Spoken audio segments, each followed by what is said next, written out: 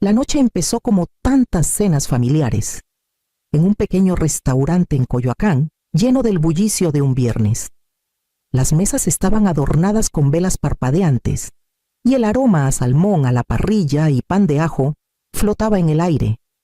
Yo estaba ahí porque mi hijo, Emiliano, insistió en que era importante.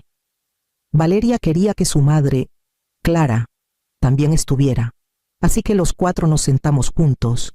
Clara, como siempre, tenía esa elegancia serena, sus palabras precisas, su cabello plateado brillando bajo la luz tenue. Al principio, la charla fue inofensiva a los proyectos laborales de Valeria, el comité de beneficencia de Clara, incluso la nueva implementación de software en la empresa de Emiliano. Mantuve mi voz firme, aportando cuando podía, aunque noté cómo los ojos de Emiliano se desviaban hacia su suegra con admiración. Reía más fuerte con sus chistes que con los míos. Asentía con más entusiasmo a sus opiniones. Era algo familiar, esa balanza invisible siempre inclinada en mi contra. Entonces vino el comentario. Clara acababa de contar sobre una recaudación de fondos que organizó en Polanco, de esas donde cada detalle sale perfecto. Emiliano se recostó en su silla, con una sonrisita, y dijo: «Nunca vas a estar a la altura de mi suegra». Las palabras cayeron como una bofetada. Por un instante no pude respirar. Años de sacrificios y esfuerzos callados me apretaron el pecho, exigiendo salir. Dejé el tenedor en la mesa y lo miré fijo. Mi voz era tranquila, pero afilada como para cortar el ruido a nuestro alrededor. «Entonces que ella pague las cuentas. No voy a mandar más dinero». La mesa se congeló. Hasta la compostura impecable de Clara se resquebrajó cuando parpadeó sorprendida. Los ojos de Valeria se abrieron, llenos de confusión. «¿Qué dinero?», preguntó, su tono subiendo. «Nunca hemos recibido un solo peso de ti». Un silencio pesado y asfixiante se extendió. Emiliano se movió incómodo, su sonrisita desvaneciéndose. Clara nos miró a ambos, de pronto alerta. Mis manos descansaban en mi regazo, firmes, aunque mi corazón latía con fuerza. Años de ser ignorada me llevaron a ese momento, y supe que no había vuelta atrás. Mantuve mi postura, viendo cómo la expresión de Valeria pasaba de la confusión a algo más agudo, y la verdad que había cargado en silencio comenzó a empujar, exigiendo ser dicha. Fue entonces cuando entendí que esa noche no era sobre la cena. Era el comienzo de un ajuste de cuentas que había evadido por demasiado tiempo. Uno que sacaría a la luz cada sacrificio que había hecho. Regresé manejando a Tacuba esa noche, con las palabras resonando en mi cabeza, las luces del restaurante, las caras de sorpresa, la protesta de Valeria, todo se mezclaba con el zumbido de la carretera. Al llegar a casa, dejé mi bolso y fui directo al pequeño gabinete junto a mi escritorio. Ahí estaban las carpetas que había guardado por años, cada una etiquetada cuidadosamente con marcador negro. Comencé a llevar registros cuando Emiliano entró a la UNAM. Su colegiatura era más de lo que mi sueldo en la clínica podía cubrir. Así que tomé turnos nocturnos agendando citas para un consultorio pediátrico privado, además de mi trabajo diurno. Recuerdo estar sentada en la mesa de la cocina con los ojos enrojecidos, calculando si podía pagar el próximo semestre si no cambiaba las llantas gastadas de mi coche. El recibo aún está ahí, guardado en la carpeta marcada 2009-2011 colegiatura. Junto a ella hay otro sobre lleno de pagos por su primer coche. Un Volkswagen usado. Fui cofirmante del préstamo porque él no podía obtenerlo solo. Y cuando se atrasó con los pagos, fue mi cuenta bancaria la que cubrió la diferencia. Pegué los cheques cancelados en secuencia, como si algún día alguien me pidiera probar lo que había cargado. Incluso los víveres tienen su rastro. Recuerdo darle bolsas de comida cuando vivía en un departamento húmedo cerca de la universidad. Más de una vez cené cereal para que él pudiera llenar su refrigerador. Cada recibo lo guardé en una carpeta, no por amargura, sino porque el orden era lo único que me daba paz. Mirando ahora las filas de papeles, Me di cuenta de lo invisibles que habían sido esos años para todos. Menos para mí. La prueba de mi dedicación no estaba en los recuerdos que mi hijo guardaba, estaba en este rastro de papel que nadie se había molestado en ver. Mientras estaba ahí, con las carpetas abiertas sobre mi escritorio, pensé en la competencia impecable de Clara y en la negación sorprendida de Valeria, y supe que las comparaciones siempre se habían construido sobre una historia a la que le faltaba la mitad de sus páginas. Conocía a Clara Vargas desde hacía años, mucho antes de que Valeria y Emiliano se casaran. Vivía en Polanco, en una casa que parecía exudar elegancia y seguridad. Su césped siempre estaba impecable, su cocina llena de café importado y sus conversaciones salpicadas de historias sobre juntas de beneficencia y cenas de gala. Nunca hablaba con superioridad, pero su presencia bastaba para recordarle a todos la brecha entre nosotras. En las reuniones familiares, los parientes elogiaban a Clara por su gracia, por hacer que todo pareciera fácil. Valeria tiene tanta suerte de tener una madre así, decían, con miradas que se desviaban hacia mí como para subrayar lo que no era. Clara nunca lo fomentaba, pero tampoco lo detenía. Sonreía cortésmente, rellenaba un vaso, y el momento pasaba. Para mí, se quedaba clavado como una astilla. Incluso Emiliano comenzó a medirme contra ella. Cuando Clara le daba consejos a Valeria sobre presupuestos o planes, él asentía con entusiasmo, impresionado por su eficiencia. Si yo daba el mismo consejo, lo descartaba como si fuera una exageración. Veía cómo la balanza se inclinaba más cada año, hasta que mis esfuerzos se volvieron invisibles mientras los de ella brillaban. No era del todo culpa de Clara. Ella simplemente encarnaba la competencia que yo había peleado por alcanzar en silencio, sin aplausos. Aún así, sentada frente a ella, en las cenas, sentía el peso de las comparaciones apretar con cada elogio que recibía. Ella nunca tuvo que probarse con recibos o notas de supermercado. Su prueba estaba en la forma effortless en que vivía y en cómo los demás se apresuraban a admirarla. Esa noche en Coyoacán, cuando Emiliano la eligió como su estándar y me descartó, me di cuenta de que la herida cortaba más profundo porque había sido afilada por años de comparaciones fáciles e incontestadas. Y ahora sabía que tendría que exponer lo que siempre había estado oculto. Las carpetas en mi escritorio siempre habían sido mi consuelo privado, una forma de recordarme que mis sacrificios no eran imaginados. Esa semana, sin embargo, las estudié de manera diferente.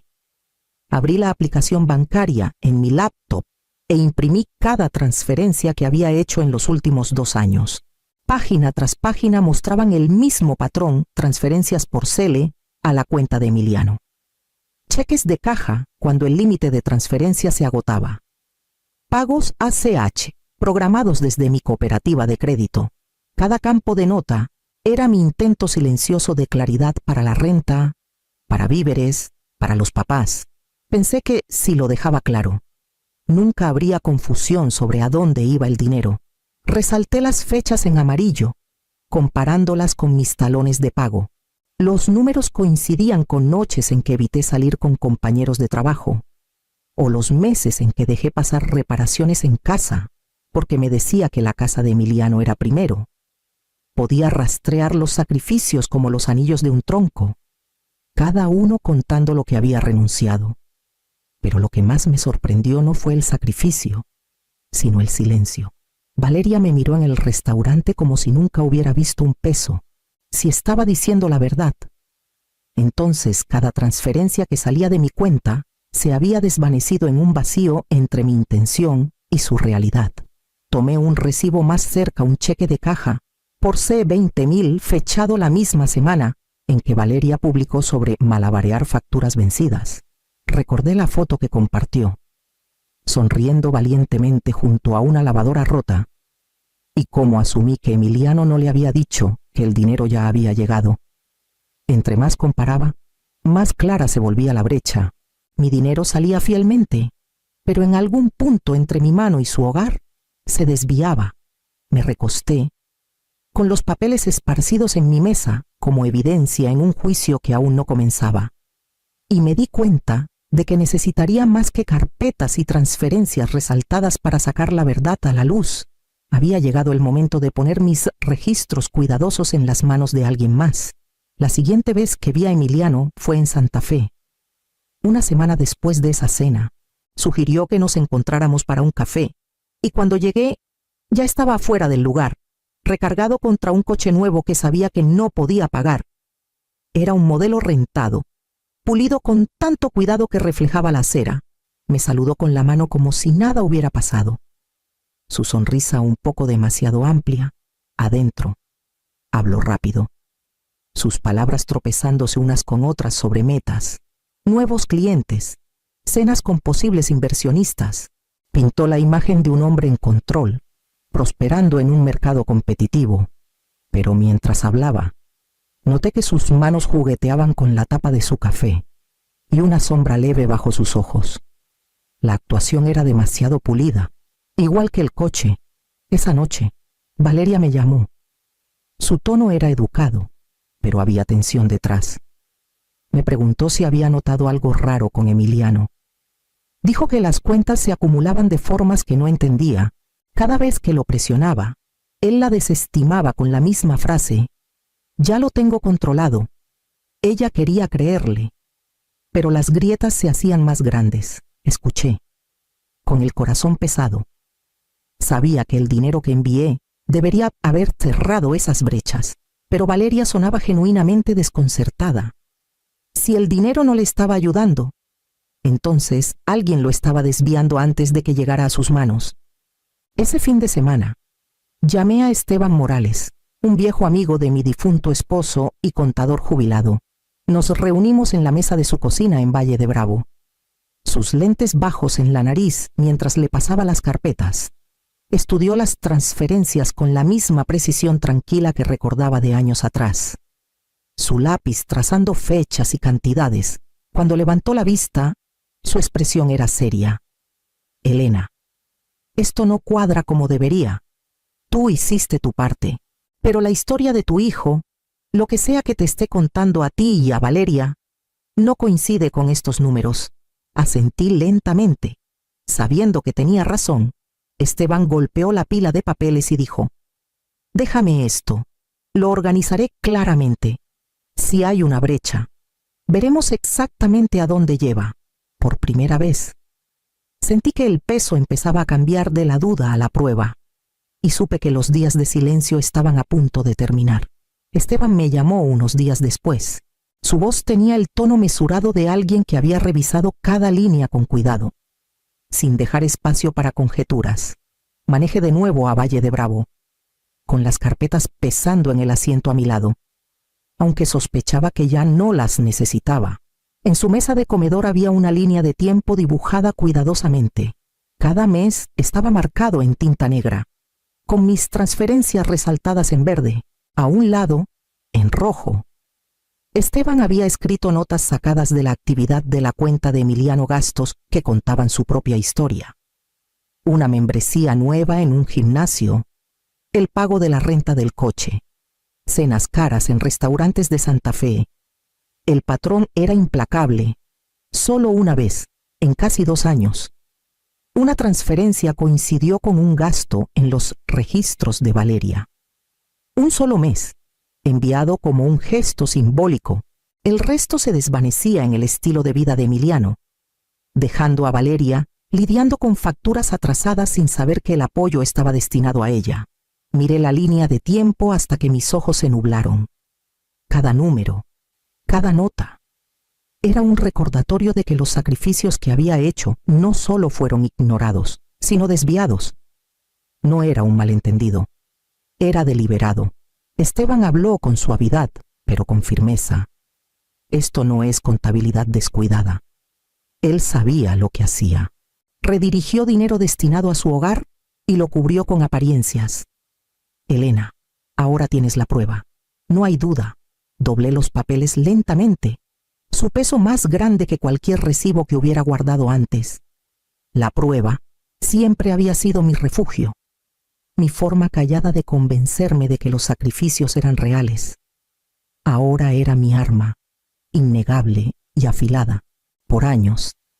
Me dije que el silencio era el precio de la paz, que si soportaba las comparaciones y los desaires, Emiliano algún día me vería con claridad.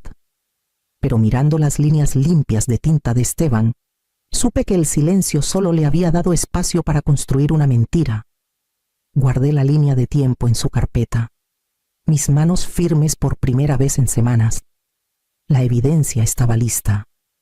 Lo que quedaba era el valor para ponerla sobre la mesa.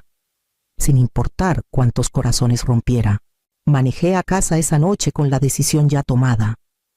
La próxima conversación no sería privada, sería frente a las personas que necesitaban ver la verdad al descubierto. La casa de Clara en Polanco, con vista al lago, parecía sacada de una revista, toda de vidrio y confianza silenciosa. Cuando nos invitó a reunirnos ahí, esperaba cortesía, tal vez una reconciliación tras la cena en Coyoacán. En cambio, se convirtió en el lugar donde cada verdad oculta salió a la luz. Esteban llegó con su carpeta bajo el brazo y una libreta amarilla guardada dentro de su chamarra. Saludó a Clara cortésmente. Luego me asintió antes de que todos nos sentáramos en su amplia sala. Emiliano se recargó contra la chimenea como si fuera el dueño del lugar, su reloj reflejando la luz de la tarde. Valeria se sentó erguida en el sofá, sus ojos moviéndose entre su esposo y yo, cautelosa pero decidida a escuchar lo que había que decir. Esteban carraspeó y desplegó la línea de tiempo que había construido. Cada línea tenía una fecha, una cantidad en pesos y una nota. La señora Elena ha estado enviando fondos regularmente, explicó, su voz firme. Transferencias, cheques de caja, depósitos directos, casi 24 meses seguidos. Deslizó los papeles por la mesa.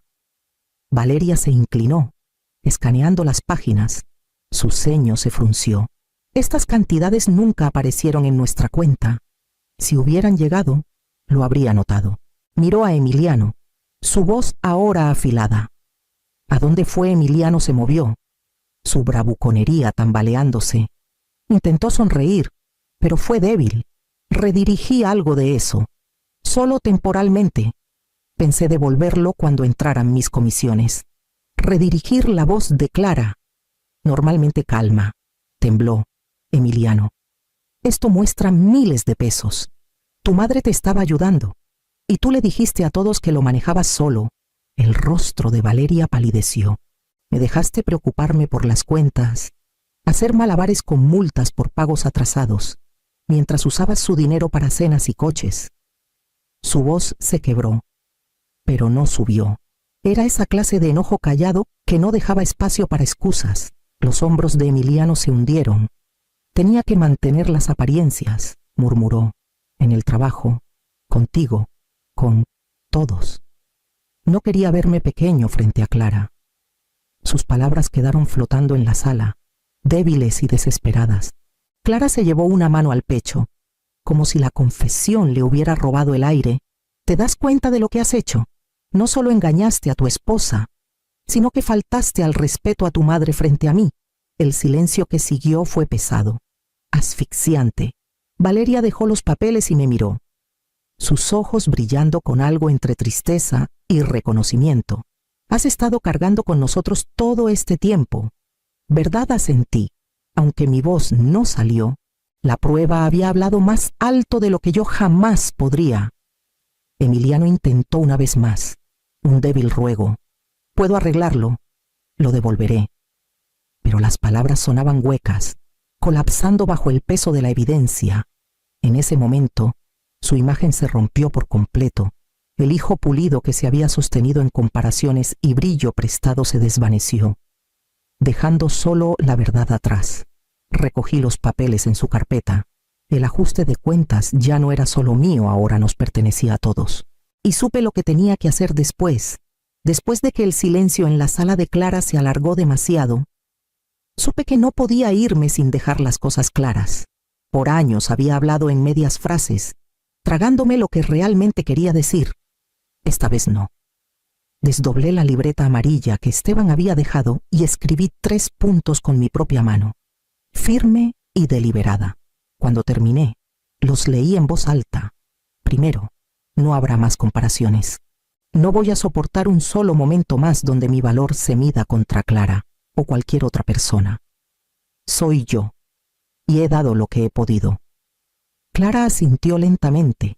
Sus labios apretados, por primera vez, me miró no con distancia cortés, sino con algo más cercano a la solidaridad. Segundo, continué, cualquier apoyo que dé irá directo a donde pertenece servicios, facturas médicas, renta, sin intermediarios, sin desvíos, o pagaré al proveedor yo misma o depositaré en una cuenta aparte que Valeria controle. Los ojos de Valeria se suavizaron al mirarme. Asumo esa responsabilidad, dijo con firmeza. Debí haber preguntado más. De ahora en adelante, todo pasará por mí. Giré mi mirada hacia Emiliano. Y tercero, tú tienes que contribuir. No con excusas, no con promesas de comisiones dinero real, apartado cada mes. Si quieres ser esposo y hijo, tienes que actuar como tal. El rostro de Emiliano se tensó. El orgullo y la vergüenza luchando dentro de él, la vieja imagen que tanto había trabajado por mantener llamativa, admirada, intocable, se desvanecía y no le quedaba defensa. Clara rompió la tensión poniendo su mano suavemente en mi brazo. Tienes razón, Elena, dijo en voz baja. Los límites ya se tardaron. Emiliano bajó la mirada, su voz apenas audible. Entiendo. Las palabras eran pequeñas, pero el momento se sentía más grande que cualquier disculpa. Por primera vez, el silencio que siguió no era solo mío, le pertenecía a él. Y mientras recogía mis notas, supe que la verdadera medida del cambio vendría en los meses por delante, no en las promesas hechas en esa sala. En las semanas siguientes, vi el mundo de Emiliano encogerse. El coche elegante desapareció del estacionamiento en Santa Fe, reemplazado por un sedán viejo con pintura descascarada. La membresía del gimnasio boutique fue cancelada. Y el flujo interminable de cenas y tragos con clientes se detuvo en seco. En el trabajo, su jefe empezó a hacer preguntas más duras, y sin el escudo de las apariencias, tuvo que responder con resultados. Valeria me llamó una noche. Su voz más suave de lo que nunca había escuchado. Se disculpó, no solo por las palabras duras en la cena, sino por no ver lo que pasaba bajo su propio tejado. Le creí por completo, dijo, y te dejé sola. Le dije que no fue la confianza lo que le falló, sino el silencio. Juntas, acordamos que no habría más de eso entre nosotras. Clara me invitó a tomar un café en una cafetería tranquila en La Condesa.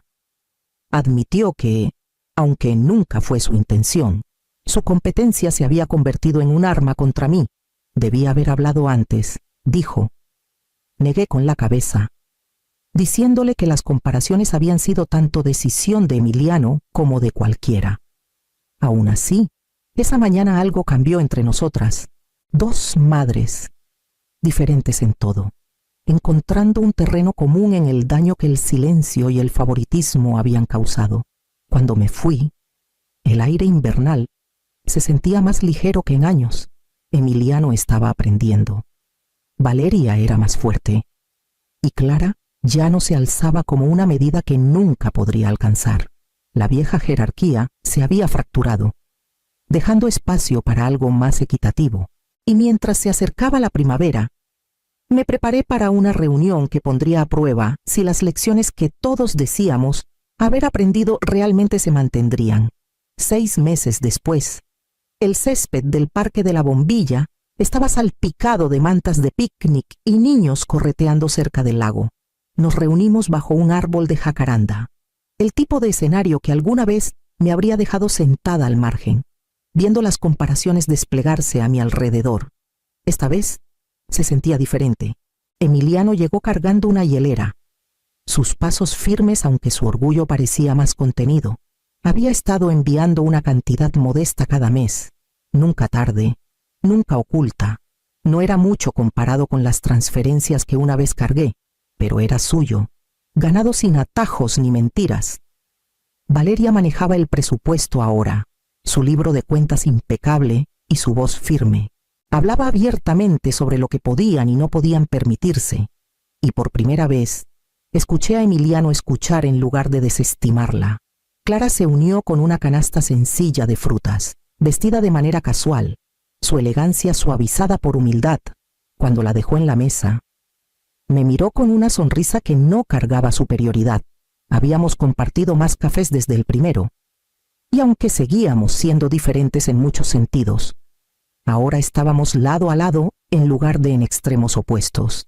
Mientras comíamos, la risa fluyó más natural. Emiliano hizo un chiste tranquilo sobre su coche viejo, y Valeria puso los ojos en blanco con cariño en lugar de frustración. Clara elogió un platillo que llevé, y nadie se apresuró a compararlo con el suyo.